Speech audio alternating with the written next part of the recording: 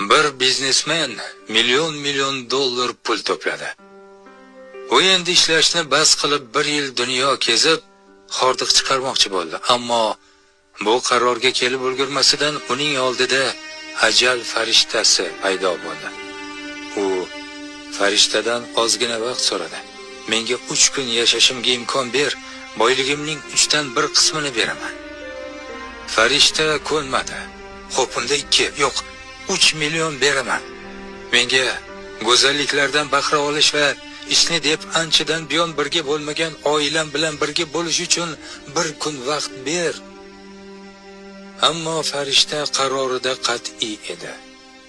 Shunda biznesmen o'g'liga xat yozish uchun 1 daqiqa vaqt so'radi. Farishta unga imkon berdi. Vaqtning qadriga yet o'g'lim deb yozdi kishi.